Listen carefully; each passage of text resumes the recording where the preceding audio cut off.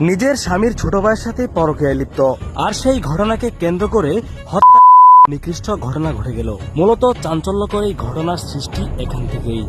এই মেয়েটি হচ্ছে বাড়ির পুত্রবধূ এবং তিনি বাড়ি ফাঁকা পেয়ে তার দেবরকে নিজের কাছে ডাকছেন।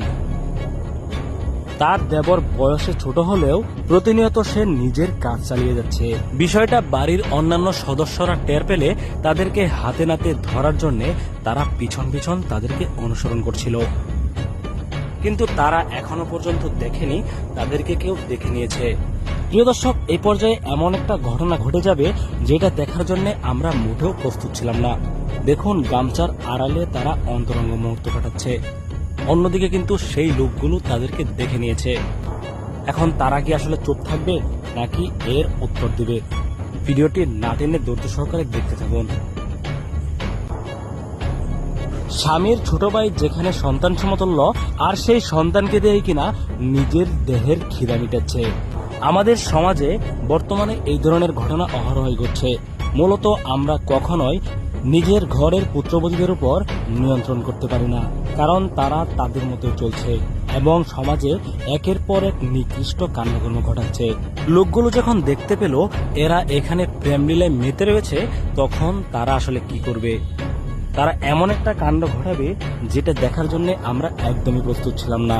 হঠাৎ তারা দেখতে পেল তাদেরকে কেউ দেখে নিয়েছে। যখনই তাদেরকে হাতে নাতে ধরে ফেলেছে, এরপর এমন একটা কাণ্ড ঘটায়। দেখুন, লোকটি একটা হাতে দা করে এখানে এসেছে।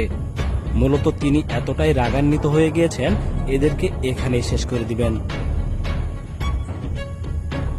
কিন্তু শত হলেও তো বাড়ির ছোট ছেলে, তার সাথে কি আসলে এমনটা করা সম্ভব? তারা হাতে নাতে ধরা পড়ার পর এখন তারা নাটক সাজাচ্ছে। মূলত তারা তাদেরকে বোঝানোর চেষ্টা করছে তারা এখানে এমনিতে দাঁড়িয়ে রয়েছিল, কিন্তু ছোটদের মুখে কখনোই মিথ্যা আসে না। সে বড় ভাইয়ের কাছে মাপ চাইতে শুরু করলো, কিন্তু বউয়ের সাথে এমন আপত্তিকর অবস্থায় ধরার পর কারো কি মাথা ঠিক থাকে?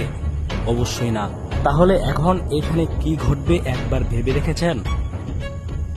তারা নিজেদের মতো তাদের কাছে মাপ চাইতে শুরু করলো, কিন্তু তারা যে অপরাধ করেছে তার কি কোনো ক্ষমা হতে পারে? ইসলামী শরিয়া অনুযায়ী তাদেরকে এখন মৃত্যুদণ্ড দেওয়া উচিত। ঘটনা বেগতিক দেখে মেয়েটি সেখান থেকে পালানোর চেষ্টা করলো, কিন্তু পুরুষের সামনে কখনোই একটা মেয়ে পালাতে পারে না। তাদেরকে আবারও সামনে কাঠগড়ায় দাঁড় করা হয়। প্রিয় দর্শক, আমাদের সমাজে এখন এই ধরনের পরকীয়া অহরহই ঘটছে। যদি আমরা এভাবে ক্ষমা করতে থাকি তাহলে হয়তোবা পরকীয়ার হার আরো বেড়ে যেতে পারে। এখন আপনার মনে প্রশ্ন আসতে পারে, এই ভাঙা বাড়িতে সিসি ক্যামেরা কই থেকে আসলো? মূলত তাদেরকে হাতে নাতে ধরার জন্যই তারা প্ল্যান প্রোগ্রাম করেই বাড়িতে সিসি ক্যামেরা লাগিয়েছে, আর সেই মনিটর দেখেই এদেরকে হাতে নাতে ধরার জন্য তারা এখানে চলে এসেছে। এবার তাদেরকে উচিত শিক্ষা দেওয়ার জন্য এখান থেকে যখন তারা নিয়ে যাচ্ছে, তখন হঠাৎ করে খেয়াল করে মেয়েটি সেখান থেকে পালিয়ে গিয়েছে এবং মেয়েটিকে ধরার জন্য তারা আবারও দৌড়ে এগিয়ে আসছে।